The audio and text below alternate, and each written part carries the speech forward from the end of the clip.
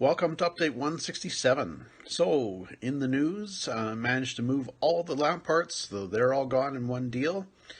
So that's good. We've got less work to do then, and turned over some money and made a little bit on them, so I'm happy.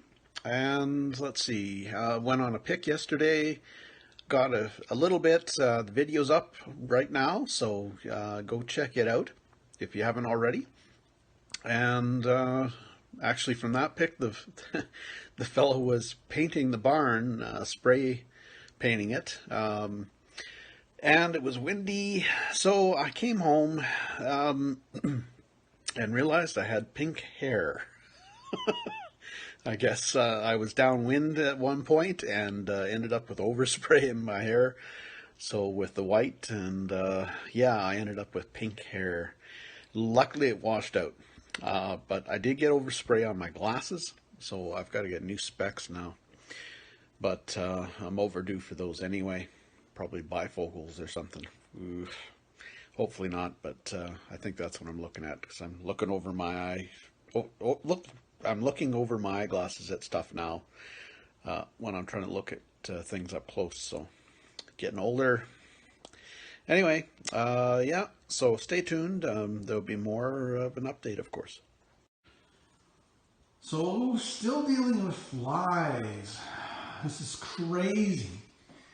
It's driving me nuts.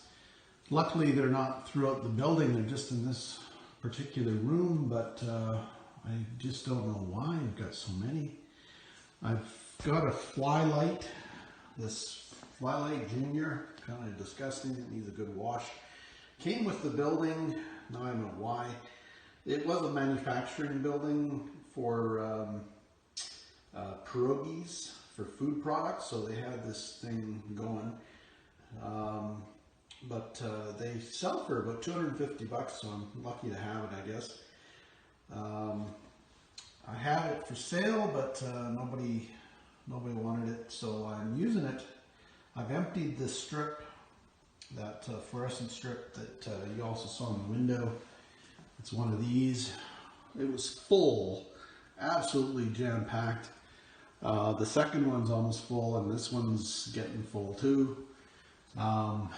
Window's just disgusting. You can see the fly specks and stuff on it. It's just gross. So I'm a little annoyed with all this, all these friggin' flies. It's just driving me nuts. And like I said, I don't know the source. They're coming in through the wall somewhere, I guess, I assume. But yeah, annoying, very annoying, and gross. Don't need these things flying around. Anyway, yeah, so that's the latest. Looking like a storm outside. Looking like we might get a storm. Anyway, yeah, so that's the latest. It's Fly Central. But the shop is clear of flies. There's not flies flying around. It's just this one particular office. And it's not used, so I'm still renovating it. But I gotta get rid of these friggin' flies. This is crazy. Gross. So in the past while, I have been to the thrifts a few times, the local shops, and didn't pick up much. A couple pieces of sterling, a couple souvenir spoons, and did pick up today a wagon train thermos. That's what this is. Cost a whole $5, so $38 thermos. So not bad. Yeah, 1950s. So it goes with the wagon train lunchbox.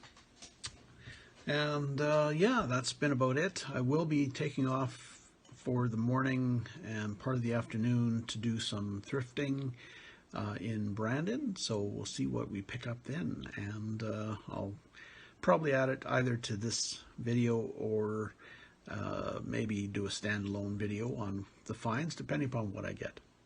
All right. So stay tuned.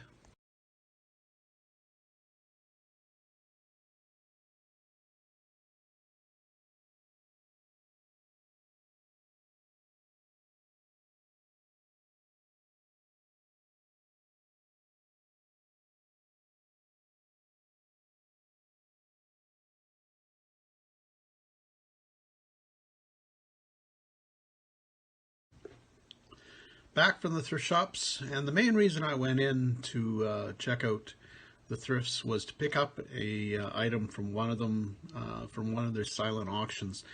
I bid on and won this walrus. It looks nice and everything.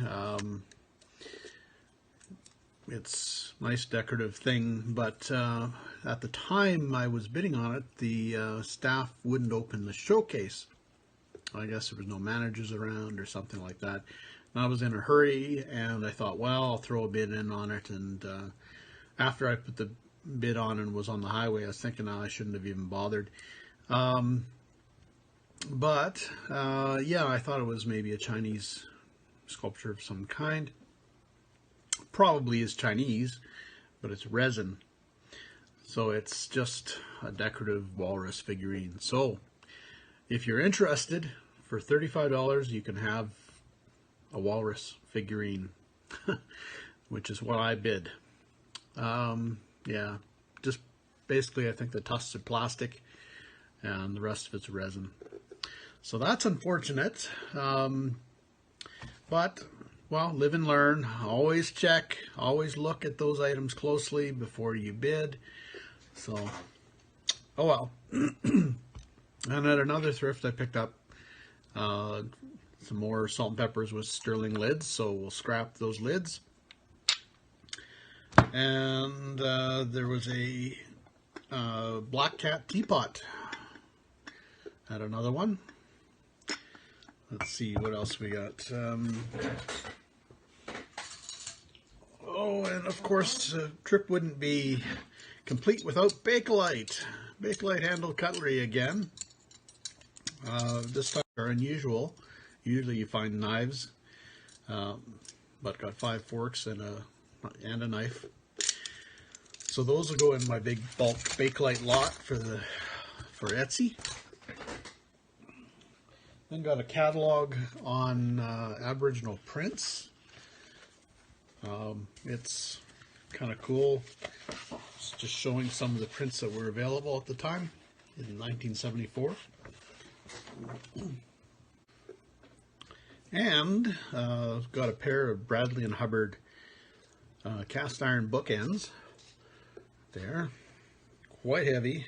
It could be bronze actually, but anyway, they're marked B&H, which is Bradley and Hubbard.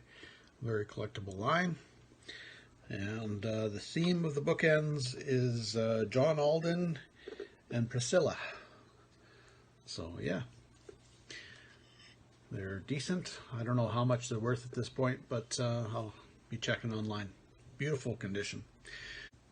And last but not least, did get a piece of Pyrex at the same place that I bid on the walrus.